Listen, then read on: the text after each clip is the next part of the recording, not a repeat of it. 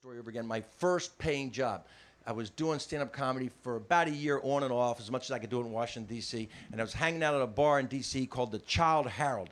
And it was a place that had live music. It was a small room, and they actually had a contract from Bruce Springsteen, who played there in 1972. And they told me the stage was very small, that most of the band was off the stage in the audience, right? The E Street Band. And there was only room for like Bruce and a drummer up on the... But he'd played there, and there was live music, and my friend was the bartender, and he knew I was doing comedy. So one night, the owner, Bill Hurd, came up to me and said, "I heard you're doing comedy." I said, "Yeah." He said, "Well, do you want to open up for this band I got coming next week? I'll give you $50. And I was like, $50? You're going to pay me $50? Yeah, I'll do it, man. I didn't ask who the band was. I didn't care. So next week, I come for my night at the gig, and on the marquee out front, it said, "From New York City, the Ramones." Now, I didn't know anything about punk. This was like 1978. I had no idea. I walk in the place, and every angry young guy in the D.C. metropolitan area was there, man. And I'd never seen shaved heads and mohawks and safety pins through the cheek and chains wrapped around a bare chest, and they were all like, "Arr, arr." And then I go back to the bar, and Bill Hurd goes, "They're going to kill you, man." He's laughing. He goes, "They're not going to make 15 minutes in front of this audience." I go, "I'm going to make the 15 minutes because I want the $50, man." To me, it was like a rodeo event. I'm on till the buzzer goes, man. I'm getting the 50. And he said, "You won't make 5 minutes." He said, "I'll go double or nothing when you don't make 5 minutes." I said, "I'll take it." So they introduced me. I don't know what they said in the introduction. I know all the audience heard was, "Ladies and gentlemen, not the Ramones." They booed me, man, and I had to walk right through the audience. It wasn't like I came back from behind the curtain or something. It was a little 6-inch stage, you know. I walked right down. It was like biblical. They were just like, "Boo! You suck! Boo!" And I hadn't even gotten to the stage yet, man.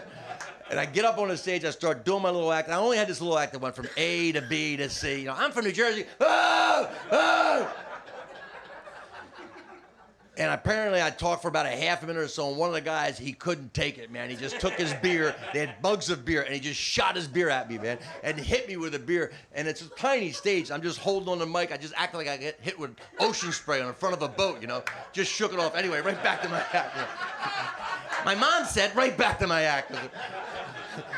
That's all I could do. I couldn't do any improv. I had no improv skills. I couldn't do any special punk material. I just went right back to my act. And so the guy next to him must have thought, well, he didn't move on that beer. Let's see what he does with this beer. You know? And he hits me with a beer. And I just stand there right back to my act. My dad said right back to my act. And pretty soon they all just started throwing beers at me. They got organized. It was like a deli. They had numbers, man. My buddy said it was the most schizophrenic performance he'd ever seen because they'd hit me with the beer, the whole audience would cheer, I'd start talking, they'd boo, you know. Yay, boo, yay, boo. And it took Bill Hurd no time at all to realize this is not a good thing because all this beer is being thrown right, I'm standing right next to the amplifiers, I'm right in front of the drum kit, so he's back there waving money. "All right, asshole, come get your money, you win, come on." So I just leave. I didn't say goodbye, good night. I just left the stage, and I go to the back, and there was no dressing room. There was just a kitchen behind the bar. So I go into the kitchen. I'm soaked from head to toe with beer. The Ramones are standing. I've never seen them before. Long-haired guys with guitars. I come back. I'm toweling off all this beer. One of the Ramones looks at me and goes, "Cool act, man." Like, that's what I did. I was a human beer spud.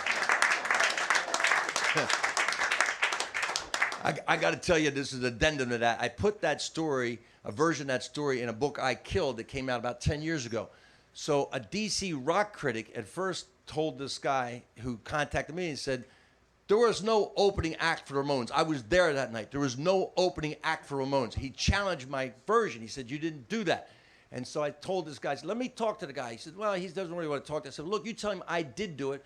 Here are the witnesses. I know Bill Hurd's dead now, but here's a guy contacted. Here's the witness. I did do it. I'm not saying I lasted long up there, but I did do it. And then the guy came back like a couple of years after that. He finally went, you know what? I remembered a disturbance at the front of the stage.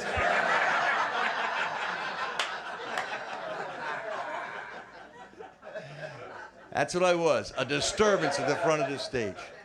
I always loved that. That would be a title of, he's a disturbance at the front of the stage.